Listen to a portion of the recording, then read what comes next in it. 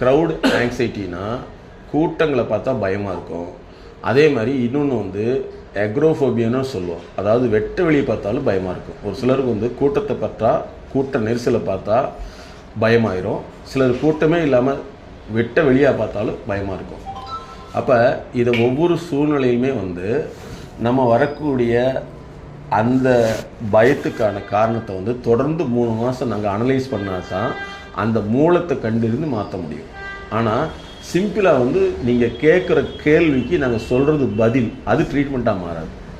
நிறைய பேர் வந்து எனக்கு படிக்க முடியலன்னு சொன்னால் நல்லா படின்னு சொன்னால் எப்படி படிப்பு வந்துடுமா? பணம் சம்பாதிக்க முடியல, சரி நல்லா சம்பாதிங்கன்னு சொன்னால் வந்துடுமா?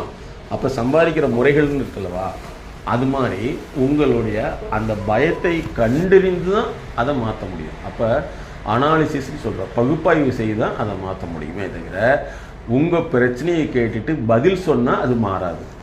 உடம்புக்கு வந்து புண்ணாயிடுச்சு, ஆமாம் புண்ணுன்னு சொல்லிட்டா அது சரியாகாது. அது புண்ணு எதனால் வந்தது, அந்த புண்ணு எந்த சூழ்நிலையை வந்து அதிகமாக்குது, அதே மாதிரி எது அதுக்கு பிடிக்காதது, எது அதுக்கு வந்து வளர்ச்சிக்கு அதிகமாக இருக்குதுன்னு கண்டுபிடிச்சி தான் மாற்ற முடியும். அதே மாதிரி தான் உளவியல் சார்ந்த வாழ்வியல் சார்ந்த பிரச்சனைகளுக்கான தீர்வு.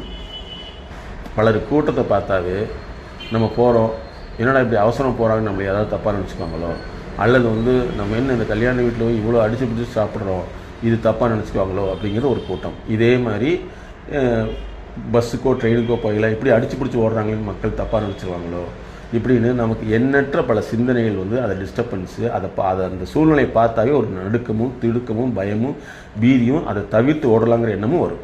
இதை வந்து நாங்கள் உங்களுக்கு ஒரு தீர்வு முறையை சொல்லி அதன் படியில் நீங்கள் டெய்லி செயல்பட அது கொஞ்சம் கொஞ்சமாக வெளியில் வரும். அந்த செயல்படக்கூடிய கன்சல்டேஷனுங்கிறது தொடர்ந்து 3 மாதம் இருக்கணும்.